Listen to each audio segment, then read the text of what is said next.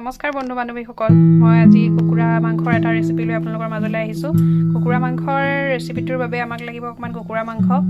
আলু বিলাহী আৰু পিয়াজ আৰু মাংসখিনি মই মঠি লৈছো ইয়াত জালুক আৰু জিৰা তেনেকৈ দি পেলাই আমি ঘৰুৱা মছলাখিনি দি পেলাই মঠি লোৱা আছে এতিয়া কেৰাহীখন প্ৰথমতে দি পাতি তাত তেল দি অকমান গৰম হ'বলৈ দিছো কেৰাহীখন গৰম হৈছে তেলখিনি গৰম হৈছে নে মই পিয়াজ অকণ দি চেক কৰি চাইছোঁ ইয়াত ধুনীয়াকৈ গৰম হৈছে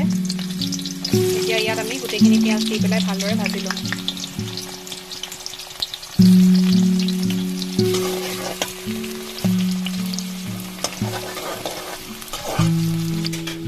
এইফালে আদা নহৰু ধুনীয়াকৈ লৈ পেলাই ইয়াত পেষ্ট বনাই লৈছোঁ এয়া আমাৰ পেষ্ট হৈ গ'ল তাতে ইয়াত কেঁচা জলকীয়াও দিছোঁ পিয়াজখিনি অকমান ৰঙচুৱা হোৱালৈকে ভাজিব লাগিব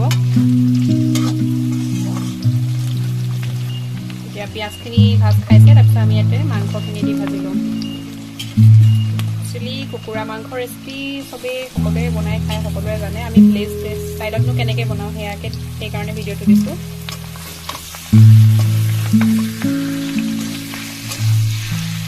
এতিয়া ধুনীয়াকৈ লৰাইখিনি অলপ টাইম ভাজি ল'ব লাগিব মেৰিনেট কৰি থওঁতে আমি নিমখ দিয়া নাছিলোঁ গতিকে ইয়াত এতিয়া আমি অলপমান নিমখ দি দিম নিমখখিনি আপোনালোকে সোৱাদ অনুসৰি দিব নিমখখন দি আপোনালোকে ভালদৰে মাংসটো ফ্ৰাই কৰি ল'ব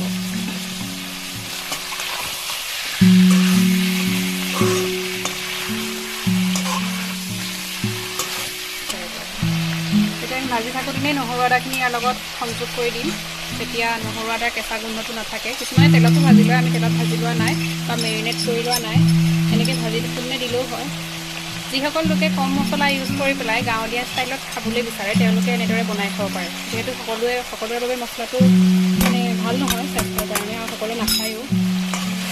সেইবাবে আমাৰ এই ভিডিঅ'টো তেওঁলোকৰ কাৰণে খুবেই উপযোগী হ'ব বুলি ভাবি আশা কৰিছোঁ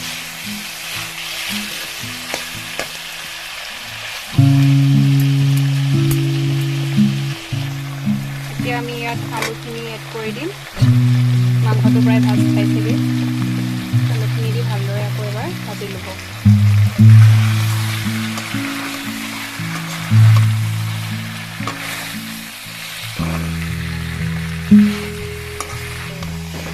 এতিয়া আলুখিনিও ভাজ খাইছেগৈ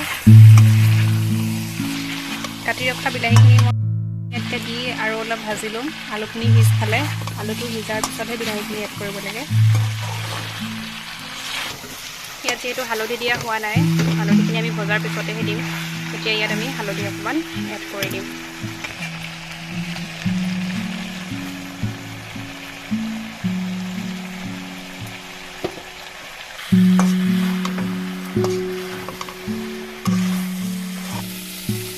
এতিয়া আমি ইয়াত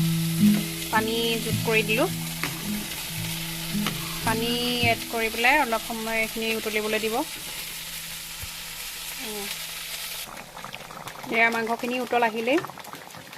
আৰু অলপ উতলি আমি এইখিনি কমিবলৈ দিম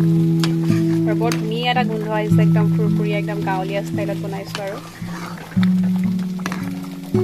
আপোনালোকে নিশ্চয় এবাৰ বনাই খাই চাব আমাৰ ষ্টাইলটোত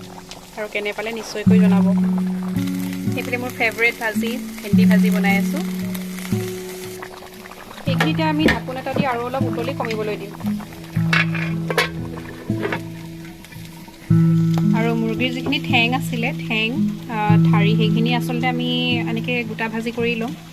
গোটা ভাজি কৰি খাম বুলি ভাবিছোঁ গতিকে এইটো ৰেচিপি আপোনালোকক নিদিওঁ এইটো সকলোৱে জানে জাষ্ট চিম্পলকৈ ভাজিম আলুৰ সৈতে এয়া আমাৰ আজি মুৰ্গী মাংস ৰেচিপি হৈ গ'ল এয়া ধুনীয়া পৰিমাণত ৰৈ গৈছে